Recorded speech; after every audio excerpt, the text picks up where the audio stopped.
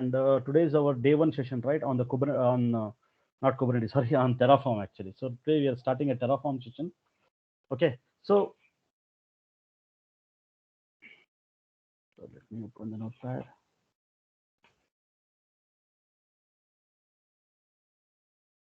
Okay, I've already opened a Terraform notes actually. I've created a document. So what are these links? I will tell you later. So I've already copy pasted this some links actually. So I'll share with you later actually. Okay. Now, so what is a basically a Terraform, sir? See, Terraform is basically it is a infrastructure provisioning tool actually. So Terraform is basically infrastructure provisioning tool. Okay, so it's basically infrastructure provisioning tool. It means that see, suppose for example, you need to set up some infrastructure for your application to be deployed. Suppose like you are assume that you are building a project actually. So just let's try to understand like how exactly Terraform come to the picture actually. So now, so basically what happened, right? So I'll increase the font. Now, so basically what is happening is that suppose your company, some company, some name, uh, I don't know, I can take anything like my son name is Yash. Suppose there's a company by name Yash Technologies. We know there's a company by name Yash Technologies. So now Yash Technologies, right? What they want to do is that basically they want to build some kind of a application. Like they want to build something like HRMS application. HRMS application is about human resource management system application. Correct? You know, like many companies they maintain like payroll, they maintain all kind of accounts, right? They maintain a lot of stuff. So that they maintain through HR MPS application. So basically, what this company does, right? They want to develop this application basically. So now what they will do, they will develop Can you this up. please increase the font, sir? We are unable. It's very small Uh, actually. Still, it is very smaller. Yes, sir. Okay. 14 Okay. you. Yeah. So now what is happening that this company they want to develop the HR MPS application. So what they do, they hire the developers and they try to develop this application in any of the language, either in PHP or .NET, any language. So they will come up with the where they'll come up with the application. So this HRM application, HRMS application. So basically, they need to deploy or they need to install or they need to deploy the application into some servers actually, right? So now what they will do, right? Basically, they'll have a server. They have a server like this. So what they'll do, basically, they need one web server initially, right? They need to have a web server, correct? They have to have a web server. They have to have a web server, and then they will have some more servers. Like for example, you have HRMS, something like e-portal application, e-portal application, e-portal application, HRMS e-portal application.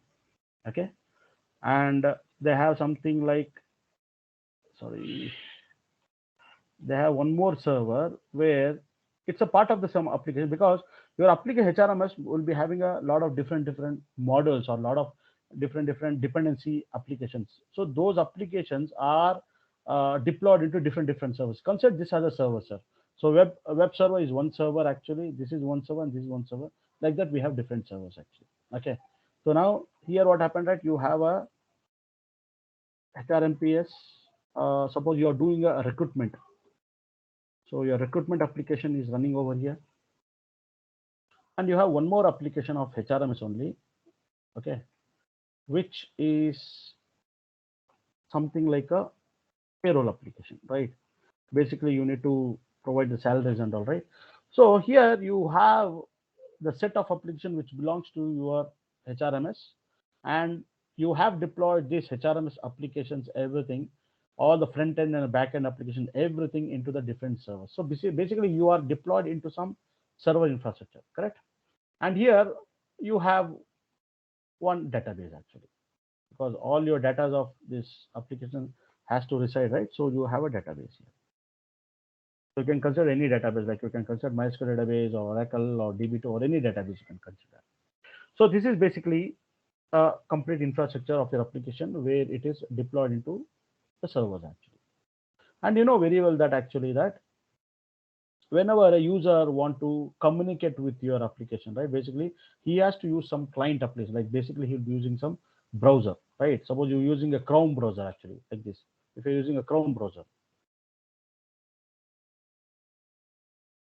you're having a Chrome browser actually, correct?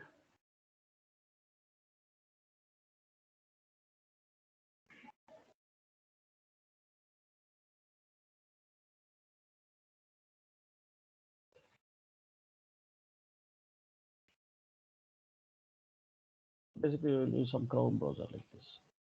Here is a Chrome browser. So as a user, what you will do, you launch the Chrome browser, and here you just type the URL of this application, right?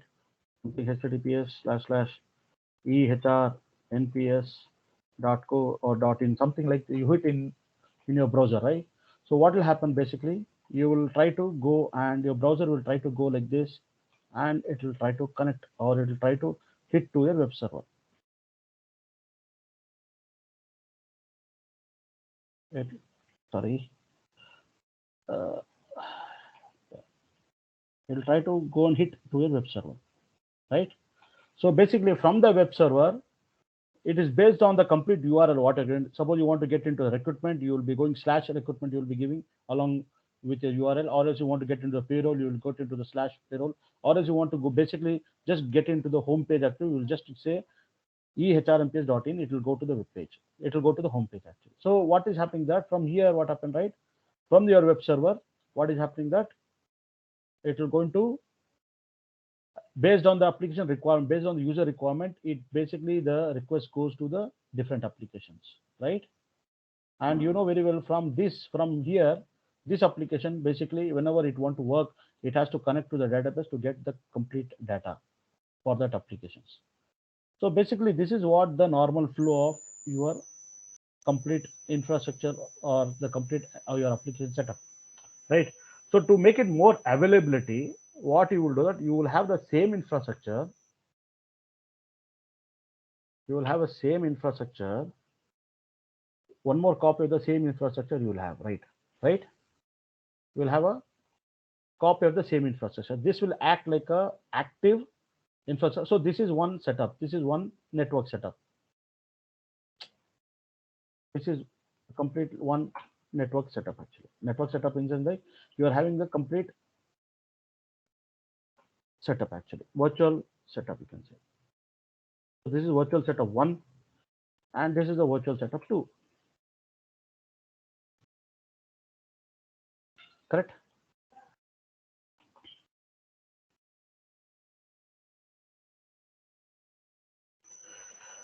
So now what is here happening is that actually basically, so you have set up everything. So as a user, as an end user, as an application developer, what the application developer will do, he will develop the whole code actually. The developer will develop the HRMPS application, HRMS application, and he will deploy the application into some servers actually, right? Right, and also he will, and to maintain a high availability, high availability of the application, he will create a he will create a replica of the entire setup, right? So here what happened, this act as active. It means that whenever any user is hitting this URL, basically the request will go to the active setup. It means that it will go to the active server. So it will go. And this will be kind of a passive server. Suppose assume that in some time, if this web server goes down, if it is not responding to it, so automatically what happens, whatever the request a user is hitting, right, it will go to the passive. It will go to the passive. So this is nothing but this is active. So I'm not going to explain anything about what is passive and active. So passive is not, but it is an active, cluster where it will take the request from the user. Passive is something like a standby, right? It is like a standby. Sorry, this is active. I'm sorry. I'm sorry. This is active, and this is passive.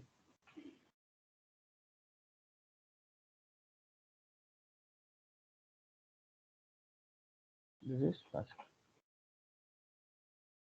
So once any one of the server is not responding properly, what happens? The request automatically go to the passive server here also. So to maintain high availability, you will have basically you have one more setup. So you are maintaining in a clustered method, right? In a clustered form. So that's what you will have one more than one set of the same infrastructure you will have actually, right? So now what will happen that basically here the challenging is that actually the challenge for the developer is that actually he has to develop the application also, and also he need to understand for my application what kind of a server setup I need actually. What is the configuration of the server? Suppose I want to deploy the HRMS might require more memory, right? More memory. It might require a very huge database, right? And for the CPU computing or for the RAM memory or the physical memory, right? You need more memory. So there's a lot of requirements are there which the developer should know actually. Based on that, what he'll do, he will choose a particular configuration server and then he will try to deploy the application. It means that the developer will do both the works. He will develop the application as well as he will try to even deploy the application also. Correct. So it's a very challenging and the pain, no, pain task for the developers. So and later what happened, right? Later what happened, right? It is not like this application HRMS which you have developed. It is not like that you will be using within your own organization. You will try to sell the application to many other organizations also, right? It's not like you will keep it. Like in our company, we don't sell, we don't keep it the application with. I mean, we are not only using that application for ourselves, we also sell it to many more other different customers, right? So in that case, what is happening that this application has to deploy into the customer site also, right? So basically what is happening that suppose assume that in our company we have set up the entire application into our own cloud or into our AWS cloud. Assume that I have deployed or I have the complete setup. So I have the complete setup of the application into the AWS cloud actually. So as a developer, I know that okay, we are finally deploying our application to the AWS cloud. That's fine. I know that. So that's the reason I might have deployed or I have developed the application such a way that it should work in AWS cloud. But assume that your company is also trying to sell the same application to many more companies. Then in that case, what happens? There are many customers are there who has their own environment set up. It is not like they will be using AWS cloud, right? They might be using many other cloud, or they might be develop. They want to deploy this application into their on-premises server or into their local data centers. The requirement can be many, right? Many different requirement might be there, right? So in that case, what is happening that you need to even deploy your application even to the different like into the different environments also, right? Into the different test environments, you can say like that. So what is happening is that so there is a challenge now actually. So now it is not only developing an application, you have to even make sure that the application properly works or it works even in different environments. Like for example, you can say that your application want to work on premises. Nowadays, you know that on premises usually nobody makes it, but still, like many companies are still having their applications or they are having running their application on the on premises, but slowly they are migrating from the on premises to some cloud technologies. And you know that we are having AWS cloud actually, where most of the companies or most of the customers they are using they are setting the whole infrastructure in the cloud environment that is on AWS. Like we have an Azure also. Similarly, we have cloud, GCP cloud, or you can have an OpenStack. Correct. Or else you can even have a Alibaba cloud. So you have a different requirement. Means that some of the customers might be using AWS cloud, some customer might be using Azure, and some customer might be using GCP. So you don't know the end user, like the end customer, like in which environment he requires this application to be executed, right? So you will not know, but you have to develop in such a way that it should work. Now, what is happening is that your company, what the developer will do after he develops this application, he basically want to test it. How exactly I can deploy the same application in AWS cloud, in Azure cloud, in GCP cloud, in OpenStack, as well as in Alibaba cloud, or in DigitalOcean or any other cloud. So he has to do a lot of testing actually. So it means that he need to set up a lot of test infrastructure to test his application. Correct, guys? So it means that actually basically he has to understand the hardware configuration also. Okay, this is the hardware configuration I need to have to deploy my applications. And you know very well that to set up the entire infrastructure, suppose that you are deploying your applications, everything into these four servers actually. So what is happening that you have to set up the server, you have to set up the storage, you have to set up the networking, you have to set up, the complete, network setuping and everything. You have to set the database and all, right? So you can understand that it will take a lot of time, sir, to set up the whole infrastructure setup itself. It will take a lot of time.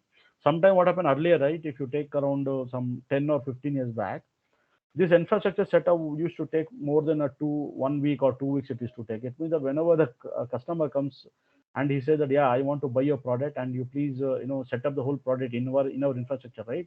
The companies to say that we need 2 weeks of time to do the whole setup in your data center, because we have to do a lot of stuff actually. We need to do a testing, we need to set up the networking, we need to set up the storage. A lot of setup has to be done. So we need, they usually what happened, right? They used to take a lot of ample time to do it actually. But these days, as you know, that when the technology has progressed and the DevOps models has come to the picture now. What the DevOps model says, the DevOps model says that actually, whatever the product which you are developing, it should be faster to the market. Correct, right? It should be faster. You cannot say that I will take weeks together to deploy my application into the environment. No, you cannot say that. It should be so quick that within a 1 day, you need to set up the whole setup. You need to finally deploy your application, make it run under that infrastructure. So that kind of requirement has come nowadays actually. So that's what, like, if you are lagging behind that, suppose you are very smart, you have a smart developer who has developed the smart applications, but what happened to set up the whole to set up it and to make it run your application, if it takes more days actually, then nobody will come to choose your application, or nobody will try to buy your application. So that's the reason, as you know, that it is a nowadays it is it no, there is a time constraint for everything. It means that every day new and new apps are being developed and they are being released in the market. A lot of new applications are developed by many. There's a tough competition even for the application also. So to be in competition and to make sure that your product is delivered faster to the market, so we adopt the DevOps model. Correct. So this is one entry question they'll ask you. So what is the why we are using a DevOps model, or why you have to get into a DevOps culture? You have to say that delivering of any product fast to the market you can achieve through DevOps, right? Now, so to do all these things, to make it all the things, what is happening? You need to set up the whole infrastructure in a faster pace actually. So to deploy the all the servers, not the application, I'm saying to deploy the server. It means that you need to provision the servers, you need to provision the networking, you need to provision the storage, you need to do many other things. So to do the complete setup of the infrastructure, we have lot of infrastructure provisioning tools we have. So we have a lot of infrastructure provisioning tools actually.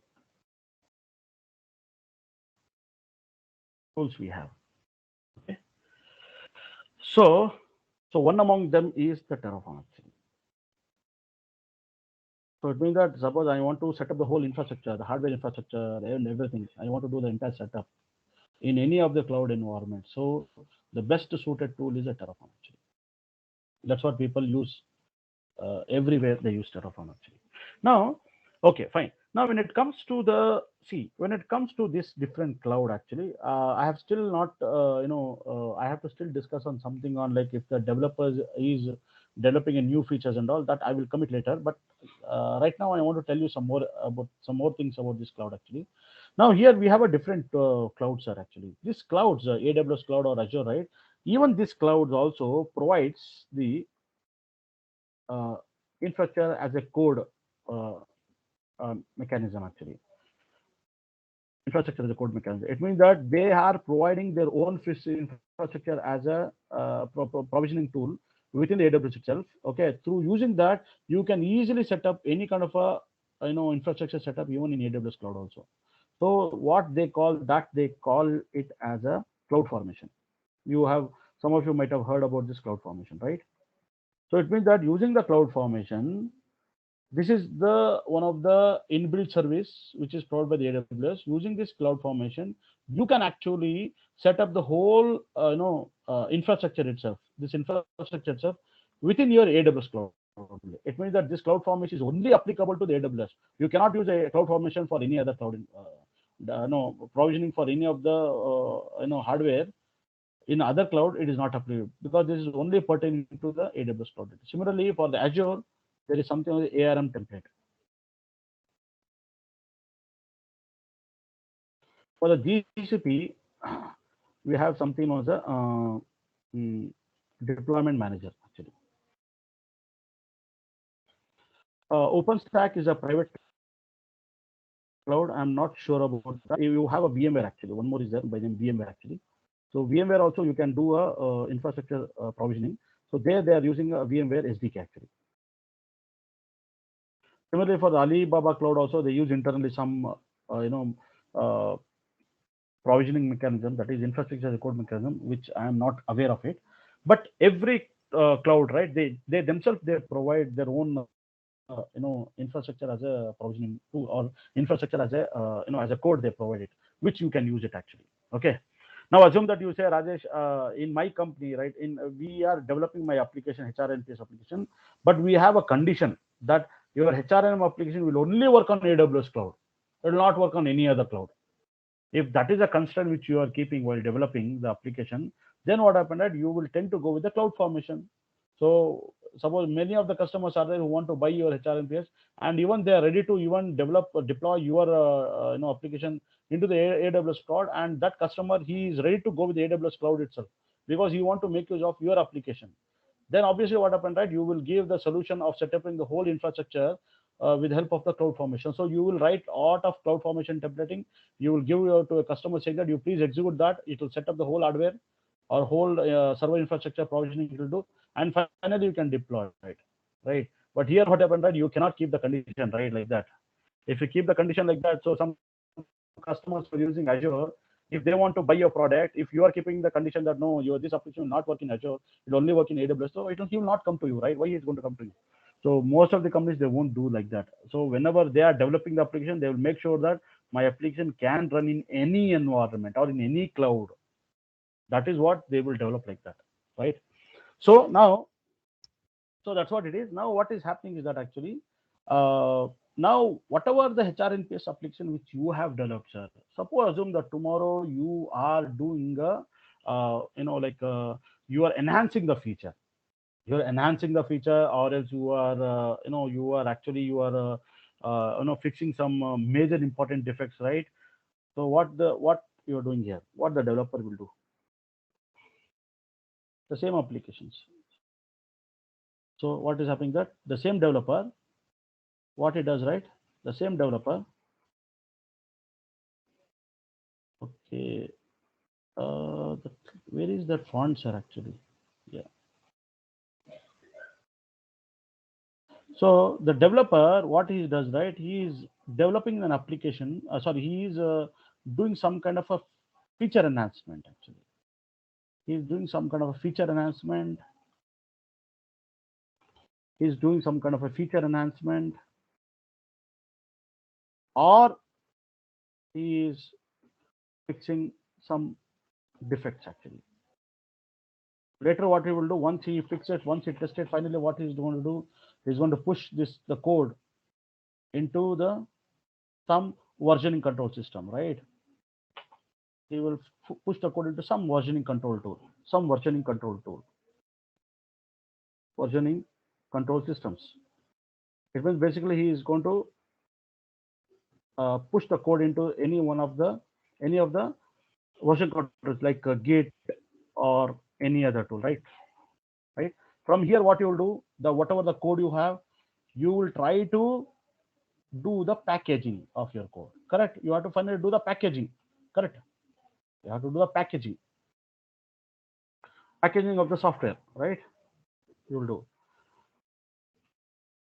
But what is happening here? What is the real challenge for the developer? Even though he has did the enhancement or he has did the bug fix and he has pushed the code to the gate, and finally that has been packaged, right? And packaged, you need to again deploy this application into this infrastructure, right? Into a new infrastructure or into the new test environment. And again, what happened? This new infrastructure will not be in only one. It will not be.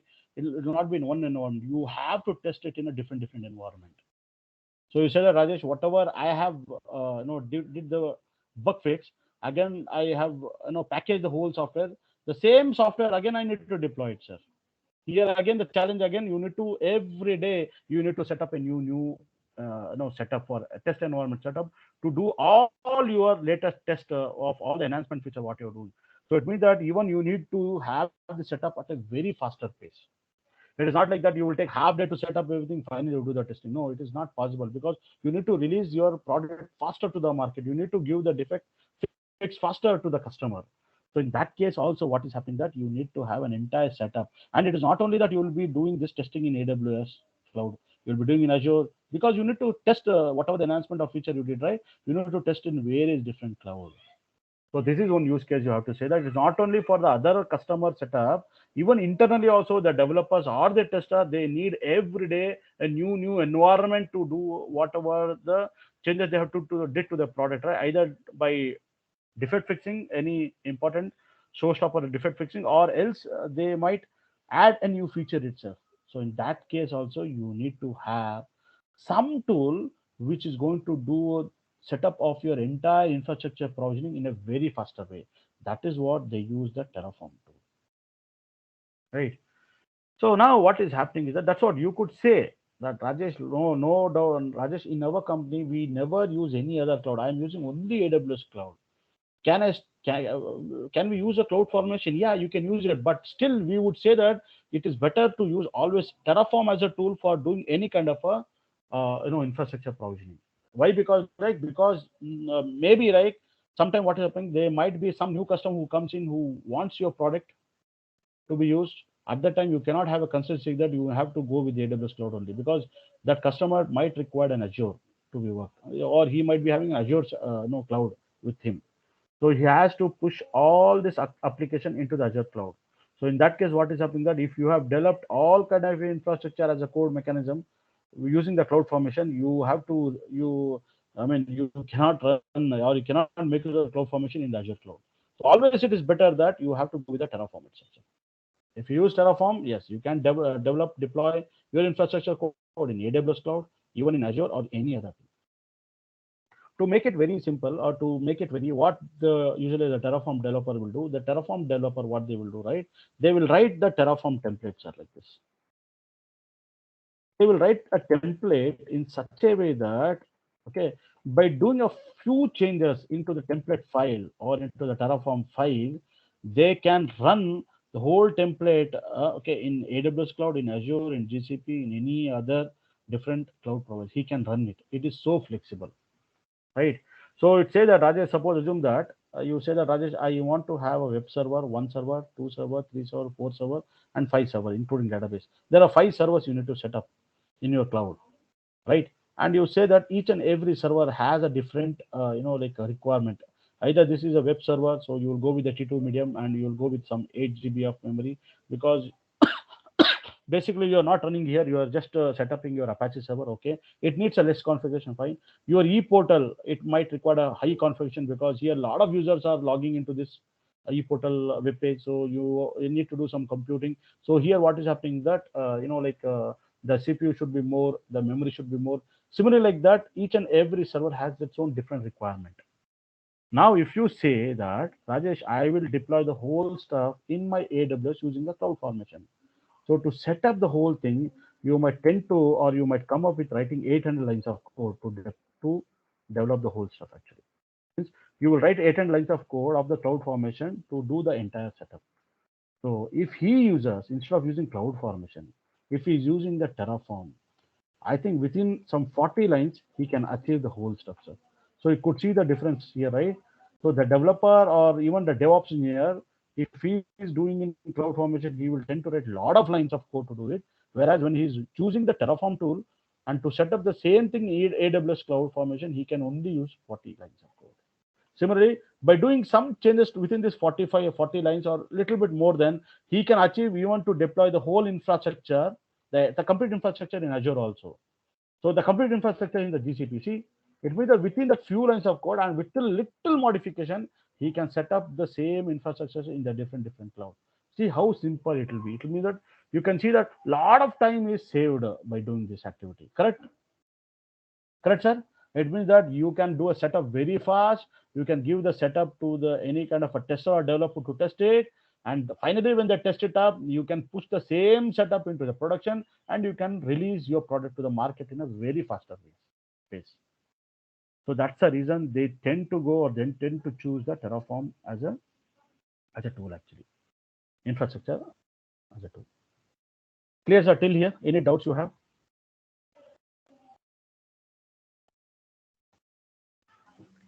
Yeah, clear, Raj bhai. No doubts. Yeah. So now,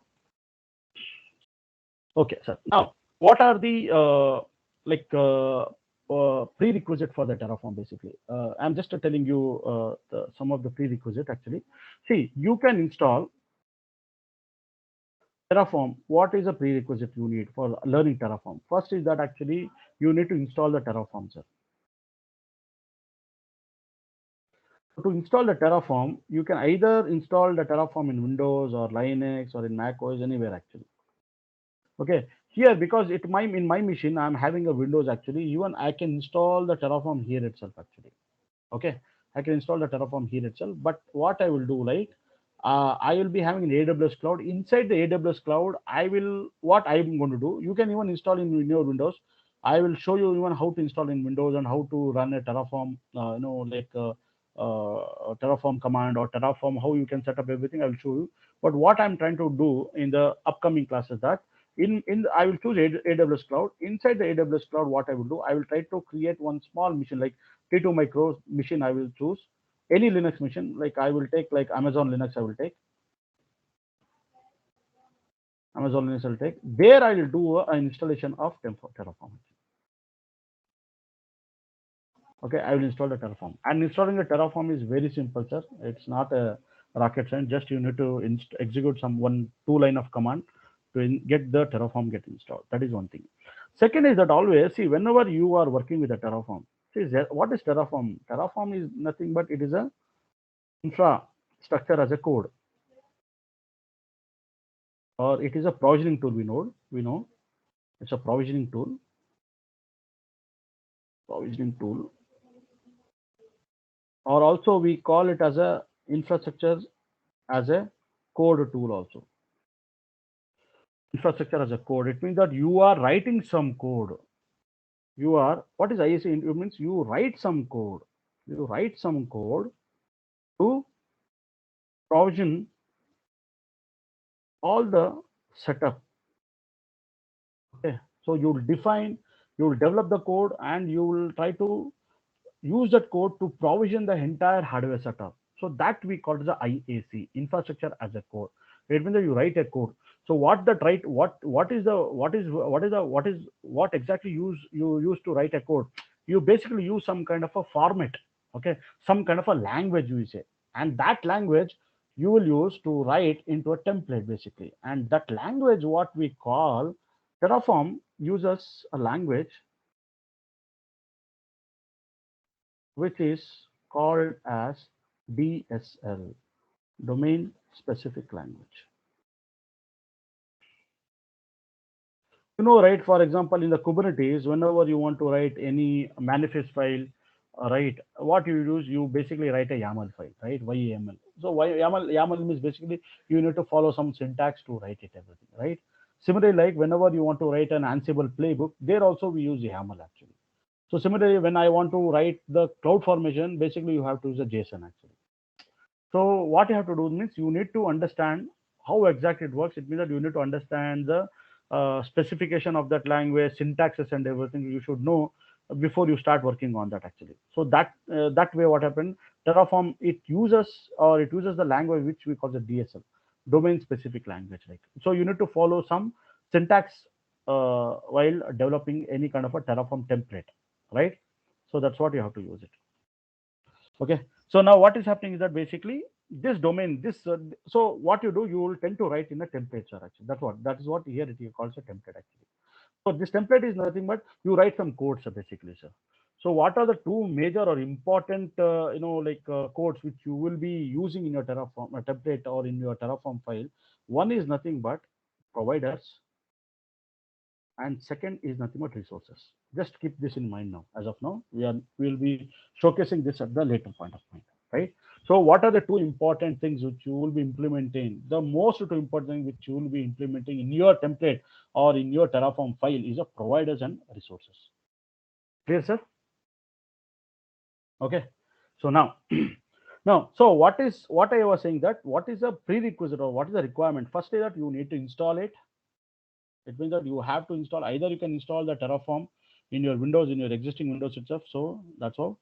And so if you show in the diagrammatic format, you could see like this actually. Okay. So what is happening that I have my local machine. This is my local Windows machine, sir. This is my local machine, which is not what is a Windows machine actually. How I can set it default actually? Let me see. So this is a local machine, it's a Windows machine. So what I will do here, like I will install the Terraform here. I will install the Terraform here. How to install, we'll see now. Okay, I'll install Terraform now. Now what is happening is that actually in this Windows, it act like a client actually, basically. And now what is happening is that actually you need to create the infrastructure in your AWS cloud actually. You need to create an infrastructure into your AWS cloud actually. This is nothing but your AWS cloud. This is nothing but your AWS cloud, sir. AWS cloud. Now what is happening that, so basically whenever you want to communicate from your mission to the AWS cloud, basically here what is happening is that you need to write a template. Please understand, this is the Terraform template file you need to write actually. You need to write a Terraform template file. So when you write a Terraform template file, when you apply the Terraform template file, that Terraform template file will try to communicate with your AWS cloud. Clear, sir? Similarly, whenever your local machine, whatever you have in a Terraform install, even if your Terraform, it want to communicate with the Azure cloud, with your Azure cloud, you need to write some templating, sir. Some template, sir. That is not what your Terraform template actually. You need to write a Terraform file. So what basically you'll be writing? You will be writing the providers and some like code like this, and you will be writing some resources. You will be writing that code like this. See, this is the code actually, this structure. This is the template file which you will be writing. This is pertaining to the Azure cloud. So when you are applying this Terraform file or when you're applying this template will try to communicate with your Azure cloud. Clear, sir? Are you clear now till now here? You understood what I'm trying to tell, guys? Yes, sir. Is it clear, right? Any doubts you have here? Can you explain once again? Now, what I'm trying to tell here that when you're installing a Terraform, see, you'll be installing the Terraform in your local machine, correct? You're installing through a local machine.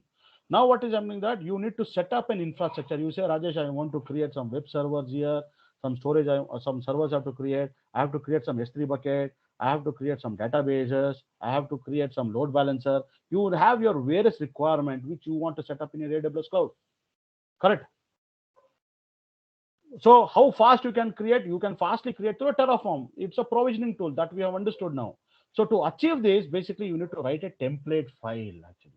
This template file, it uses your, what you are doing it, you are writing a domain specific, by using the domain specific language. You are writing your template file, domain specific language, you are writing a Terraform file. So every Terraform file will have some, there are two resources, there are two stuffs, important stuffs are there. One is nothing but the providers, like this, some code will be there. You will see later all those things, and others will be resources. So what is this providers and resources? We'll see later, sir. Okay. Now, once you have a template with you, when you apply the template, apply means you're executing the template or executing the plan, then this template will try to communicate with your AWS cloud. Because this template, what you written, will be pertaining to AWS cloud, sir. That's what it is going to communicate. See how this communication basically happening from your machine to your AWS cloud with the help of a templating, Terraform templating file, right? So it means that if there is some communication should happen between here to here, you have to, they will be internally using some API to communicate. What is API? Application Programming Interface, APIs, right? To communicate. I will give one more example of this. What is APIs and all. Similarly, what happened, right? Whenever you are Terraform, you want to communicate with Azure cloud, so you need to use some API to communicate with it, right? So what is happening is that internally some kind of an API bonding or connection will happen, so that from your machine, from your client machine, you are able to communicate with the AWS cloud, or you are able to communicate with Azure, or you are able to communicate with GCP. That internally happens to the API itself, sir. Okay. Okay. So it means that whenever you are having any kind of a template, you apply apply the template, and then you will see that your Terraform file or the template file will try to communicate with that respective cloud. And then whatever you have written into the into a provider as a resource, right? Based on the resources, whatever you need, it will try to allocate those resources within that cloud actually. So this is not what you need to check all the format of resources, and you need to even check the format of the providers and everything. We'll see later. Okay.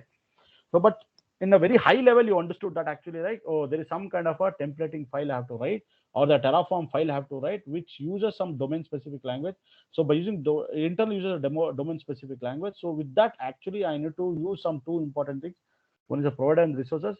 So once I do it, I need to apply it. What is apply and all, we'll see later. Once you apply it, basically you are communicating with that AWS cloud, right? See now the question comes to your mind that okay, fine. Something Rajesh is saying that through the Terraform, I'm actually communicating with AWS cloud and Azure cloud. But how basically the communication happens? How the communication happens? The communication happens with an API. Okay, fine. But why does the AWS will allow the Terraform to communicate with the cloud with me? Why does the Azure will accept? Why Azure say that okay, somebody using some API, how he's trying to communicate? Because there is a communication channel being made between your Terraform to your cloud providers, so that the Terraform can communicate with the respective cloud providers. So to give or to elaborate more about this, let me give one example, sir. Actually, let me give an example. Okay. So now you know very well that actually you are having something known as the Air India, right? Or else I'll take Indigo. Indigo flight, right? What is this, sir? How can make it increase the font?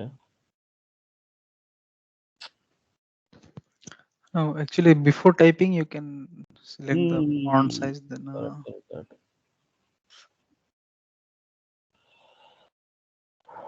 Sorry, I'm very bad in this MS Paint. Okay, wait. I think, yeah.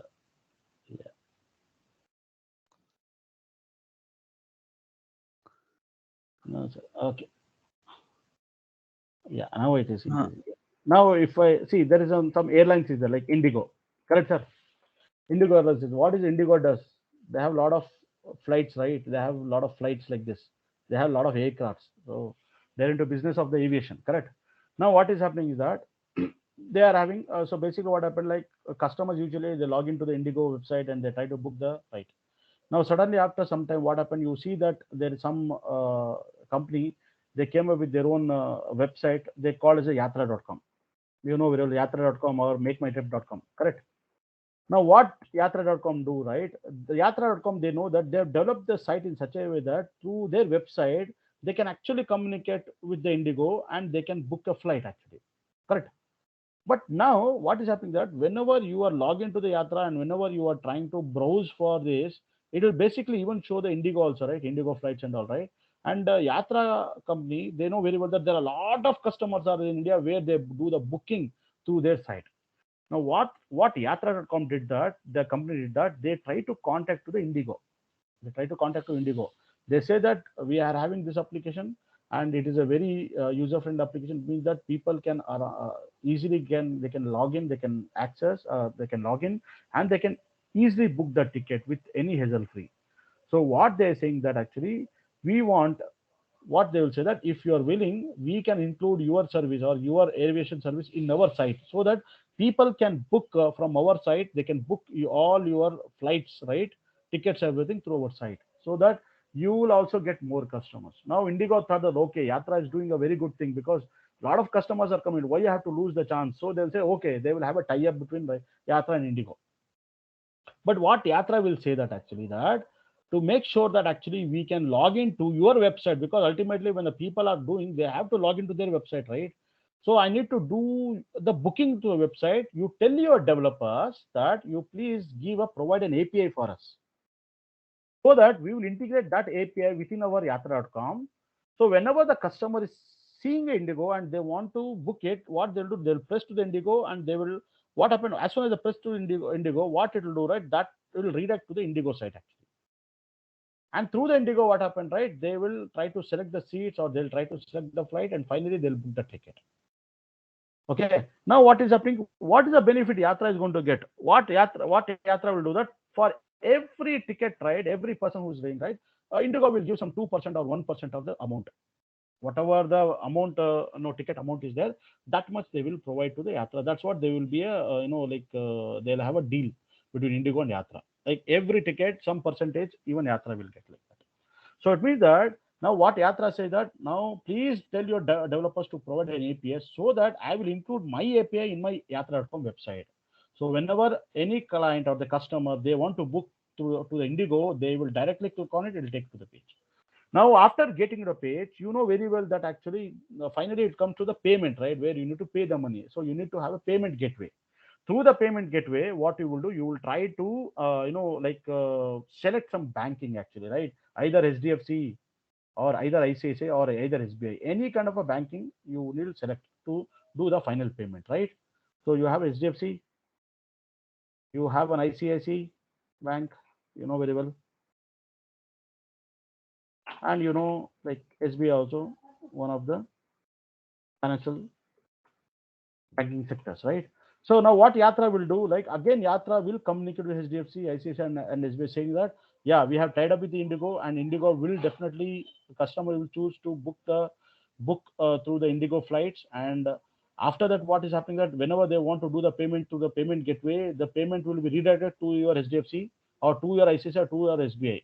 Through the Yatra, the payment will go. So what they will tell that if you want to use this service, actually, what you have to do, you have to tell to your developers to develop an API to give us so that it can ease doing the payment through the payment gateway. So what HDFC will do, HDFC will give the APIs. They'll provide their APIs. Similarly, ICICI Bank also, they'll provide their APIs. It's just for the communication, sir. Similarly, SBI also provide. So they'll provide. So that what is happening is that, so now what SBI will say that actually SBI or ICICI or HDFC will say that, okay, whenever through the payment gateway, if it is redirecting to be to the HDFC bank, per transaction, I will give 1% or 2% to Yatra. So in that way, what happened that Yatra is actually gaining a lot of money through Indigo also service, also as well as from the banking sector also. So through this way, you know very well that the communication is happening. Correct, sir? So how the communication happened between all these different, see, these are the three different companies with the three different applications running, but yet you can collaboratively communicate each other with the help of an API, sir. Correct? So this API is nothing but it is something like a, you can internally say it is like a call, it is like a system call, or it is something like it's a functional call actually. So you need to pass some parameter, and you have to make use of that. You have to pass some parameter to API, and you need to just take the service out of it. That's all. So what is happening that they might only give you the API to integrate it, but they might not tell you most of the things what it is written inside the API. Why SDFC is going to tell you? SDFC will say that, okay, boss, whenever the payment from through the payment gateway, whenever it is coming, we will be ready to accept it. Actually, we will ready to accept your request, and we will serve the service, and finally we'll return you that. That is what that API does, sir. Nothing more than that. Similarly, what is happening that Indigo, whatever API they are given, how much they'll allow, they'll say that, oh, whoever user who have logged in authenticated to the yatra.com with some user and password, he's an authenticated user, and if he is clicking on the Indigo, make sure that that particular user will log into our page and he's selected and he book it. Only that one. He cannot do any other operations. Only to doing some specific operation, they will do an API actually. So through this way, they are communicating. Similarly, what is happening here? What Terraform did?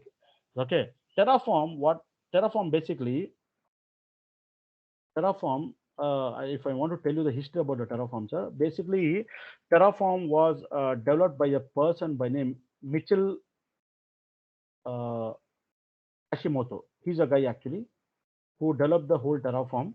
Okay, and he started his own organization on the HashiCorp. You might have heard about this company, HashiCorp actually.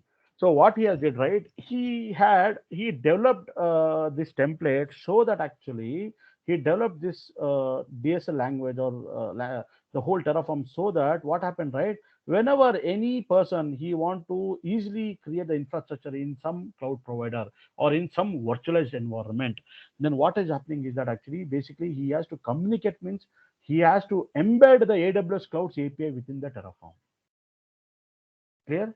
Similarly, what happened that whenever the Terraform it want to communicate with the Azure, it has to embed its API within the Terraform. So what is happening is that whenever this Mitchell Hashimoto, right? So when he was developing initially, he contacted the AWS, Amazon AWS, and he said that, see, boss, I am coming up with some kind of a template. What is happening that it is a infrastructure provisioning tool which I am developing it actually. And what is happening that there are a lot of customers that are there who will use this Terraform. So by using the Terraform, they can easily provisioning any kind of a resource within your cloud. So to make it sure that I want to communicate from my Terraform to your AWS cloud, please provide some APIs through which I can communicate with it. It means that I will embed your API so that I can easily communicate. I can do easily provisioning. Easily I can set up the resources, everything I can do. So what happened that AWS Amazon, right? They agreed to his terms and conditions. So what happened? The developers, right? They wrote a lot of APIs, sir, and they provide all those APIs to him actually. So he integrated all those within the Terraform actually. Similarly, same way, Microsoft Azure also did the same way. They have their developers, right? They develop a lot of APIs and they provided all those APIs to Mitchell Hashimoto so that he integrated into the Terraform. So like that way, there are many cloud providers are there who got registered with the Terraform, so that using this Terraform, they can easily set up the infrastructure. So now what happened, right? Suppose like in one of the company, right? They're using Terraform. So they know that with the help of a Terraform, they can do provisioning AWS cloud. So it is good now because AWS is getting a business. So if the particular person he is provisioning all the servers in AWS using Terraform, it is good only for AWS, right? It is good for the Amazon. Similarly for Azure, it is good only. So they're okay for any kind of a business. If they're getting a revenue, I mean, they are okay to share some of the APIs through which it allows it to create the resources within the cloud. So that's how what happened that this integration started happening from the Terraform to the various different cloud providers. So now what is happening that this Mitchell, right, Hashimoto, he released this Terraform on 28th July 2014, sir, the first version which he released. We can go to the Wikipedia also of the HashiCorp. You'll get all the information. So he released this. After releases, initially what happened, there were some few cloud providers which they supported it. Later, as and when it keep growing, I will show you the providers. There are tons and lots of cloud providers are coming to the picture now, where the Terraform supports for almost all cloud providers. It provides the services. That is why it becomes so friendly and for so user friendly that most of the companies they're using. Now what happened is this Terraform is completely, it's an open source, sir. It's an open source. Suppose tomorrow you want to take this entire Terraform and you want to customize according to requirement, they have provided the Terraform source code. You can go through it, you can see the code what they've written, and you can customize also, right?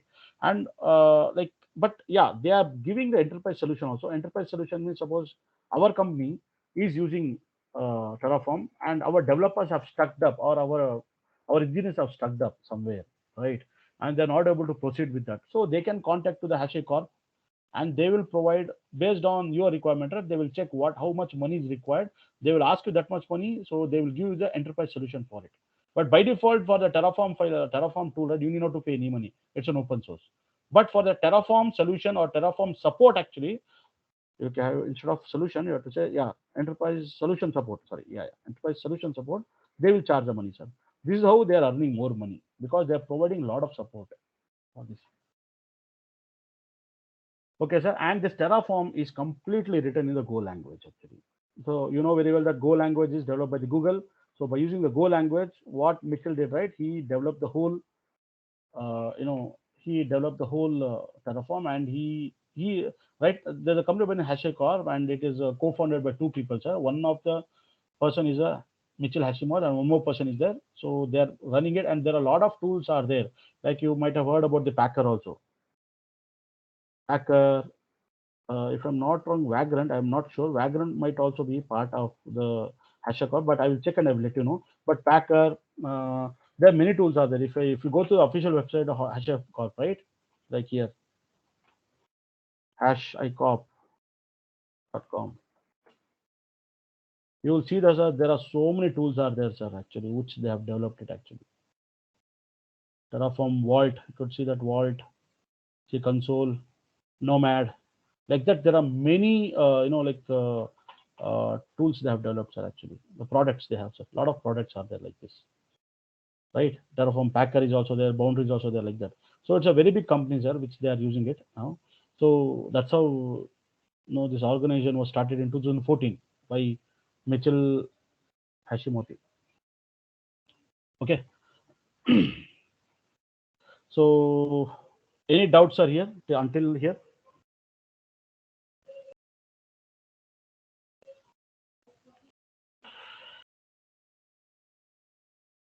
Okay.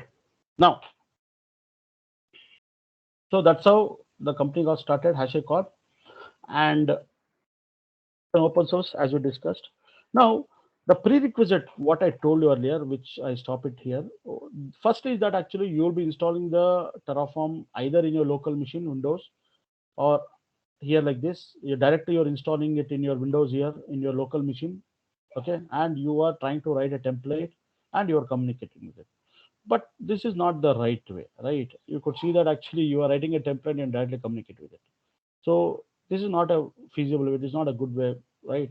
Usually what happens, right? Because you are working on a DevOps model, and you know that we have to do a CI/CD pipelining, right? So what they will do basically, like they will have one machine actually. In that machine, what they will do, they will try to install a Terraform actually. Terraform. And then what will happen, that they will have one server, okay, which they will install the Jenkins. Again, what is happening is that they'll have one more server, which is not, but they will maintain a Git actually. Git server. Now here, what is happening that basically here, this is a client machine where this is one of the VM, or this is one of the machine where you installed Terraform. It could be Linux, or it could be Windows, or it could be Mac, anywhere actually. So here, what is happening that you will write the Terraform templates, or Terraform file, you will write it actually. Terraform file, you will write it actually. Now what is happening, you'll write a Terraform file. Now what is happening that you'll push all this Terraform file into your Git actually, into a Git. Now what is happening is that actually, now you are written a Git. Now in the Jenkins job, how you'll make sure that if any code change is happening over here, automatically it will pick that code through by the Jenkins, and that code will get or that template will get executed. Correct, sir? And when the template is getting executed, your Jenkins server will know that actually, okay, I want to connect to the cloud. Okay, based on the templating, based on the providers, what I mentioned in the template, that Jenkins will know that, oh, I want to communicate with the AWS cloud actually. So whatever the template it is written, right? Suppose you want to create a EC2 machine, you want to create a storage, you want to create a networking, you want to create a VPC, everything will get provisioned here in your AWS cloud like this. So this is how in the real time it happens like this, sir, actually. So here what happened, earlier what happened, right? We used to directly communicate from your local machine to the cloud. But now what is happening that because with the help of a Jenkins, we are achieving it in a faster way. Correct? Correct? You need to just push it and later everything will be taken care automatically. Correct? So this is the best way, this is the best practice where people are using in the industry. So this is your AWS cloud like this. Okay, sir. This is what it is. Now, so now the prerequisite that actually that the foremost important thing is that actually whenever you are working in a Terraform, you should have a basic knowledge or the working knowledge of any one of the cloud, right? Like for example, you say that Rajesh, I know about AWS. Okay, fine. In AWS, you will say, Rajesh, I know how to create a EC2 instance. I know how to create a S3 bucket. Okay, I know how to create VPC. I know how to create a load balancer. I know how to create a database, RDS. Okay, database management system, right? So you know some of the services you have played around the in AWS. So what is happening that you will learn very faster. Okay, because you know the entire flow of how the services work. So in that case, what happened, right? By using Terraform, you can play with for creation of all these resources within AWS. Okay, so the prerequisite for this course is that actually at least some basic knowledge is required in AWS actually. But in our session, suppose assume that actually some of them are not having a knowledge on AWS. So how we can proceed further? So in that case, what I will do, right? I will explain you some basic things in AWS actually, and then I'll get into Terraform so that you will get some basic knowledge on AWS as well as you will get a knowledge on Terraform. That is how we can achieve. But the prerequisite, suppose somebody is teaching you a Terraform, he'll expect that you should know AWS at the beginning itself. Then only you will understand Terraform. But in our case, I cannot go with that condition because like maybe some of them might be knowing AWS very well, or some of them might not be knowing anything on AWS. So I have to choose in such a way that you need to understand everything. So in that way, what is happening that in every session I will see if I want to create VPC through Terraform. I will not directly tell you how to create a VPC in Terraform. First, in the AWS, I will tell you how to create a VPC, and then we'll go into the Terraform to create a VPC. Similarly, I will not tell you directly like how you can provision the load balancer. First, I have to tell you what is a load balancer, how to create a load balancer and everything in AWS. Then I will teach you in Terraform how you can actually create a resource of your load balancer in the Terraform form. Actually. So will this work out, sir? But it will take time, but okay, this is fine. This is how you have to learn. Is it clear? Guys? Yes, Rajesh. Yeah, that's how it is, sir. So now what is happening is that we should know any one of the cloud. Suppose you say that, no, Rajesh, I know cloud very well. You can start directly Terraform. Guys, I will tell you, within a span of some 8 to 9 hours, you will learn everything in Terraform. So it is very simple. As well as what happened, you need to play around with a lot of resources and everything. So those things you will see as we keep going. So it will be very interesting. Suppose you don't know AWS, no doubt, no problem, sir. We will at least we will see basic level of what is VPC, how to create a VPC. Within 15-20 minutes, you can learn, sir. And then we'll immediately get into Terraform. Similarly, within some 20 minutes, I'll show you how to set a load balance. That's not a big thing. And immediately we'll go to the Terraform. Then what happened, right? You can understand this actually. Now you say that no, Raj, I don't want to learn anything. You just show me in Terraform. Then you'll not learn anything at all. You'll not know what is going on in Terraform. First, you should have a hands-on of doing manually setting the load balancer or VPC or EC2. Then only when the Terraform is working, when you're seeing the Terraform file, right? Oh, then you'll understand, oh, what are the things you are setting in EC2? What are the things you are setting in Terraform to create a S3 bucket? Oh, what are the things you are setting up in the VPC to create a VPC? You will understand it very clearly in Terraform, sir, actually. That's what it is, right? And finally, one thing is that actually wherever you are going for an interview, and if they are asking for the Terraform, you have a knowledge of Terraform, showcase that yes, you have a knowledge on Terraform and you have set up the infrastructure using Terraform in AWS itself. don't tell that I did. I mean, you can tell in Azure or GCP, but they are more concentrating are the people who have set up the infrastructure in AWS cloud actually. Because when I went through many of the interviews, they were more pertinent to AWS itself. That's all. But of course, nowadays, you know, the Terraform is also used to provision in Azure. Also, many companies are using Terraform to provision all the resources in Azure. So they will ask you the Azure also. But I have seen that some 60% of the companies, they're asking more on AWS itself. It means that when you are explaining about the Terraform, suppose they will say, you have a requirement, Rajesh, like this. Can you write a Terraform file for me? So I need to have a VPC. I need to have so many of subnets actually, and then I need to create a NAT gateway, and I need to create a VPC pairing like that, and I need to set up a load balancer, and I need to set up an RDS like that. They will tell their requirement. So in that way, what happened, right? You will start writing a Terraform file. So when you are writing on the paper, or if they tell you to share your screen and show through a notepad how you're writing, you should know what exactly you are doing. It means that when I'm creating a VPC, what are the things? Oh, first I need to create a subnet ID. Okay, fine. After I create a subnet, actually, then I have to provide a what is the range, CID range I have to give for everything. So that is like a structure by structure you need to understand. But step by step you should know, as if like you are going to the cloud and you're doing manual, right? The same manual step you are writing into the Terraform file. So it means that whenever you are using any of these resources, you should exactly know how you are manually doing it actually. That is the foremost request, sir. And if you say that no, I don't want to learn that manual, I can directly learn through Terraform. No, it is not possible. You'll not learn, you'll not understand that way. So first you should have a manual knowledge, then you can do through Terraform. That's all. It means that so first you say that Rajesh, I want to write a requirement of something, like what you'll do, you'll do first manually. You'll manually execute some commands, right?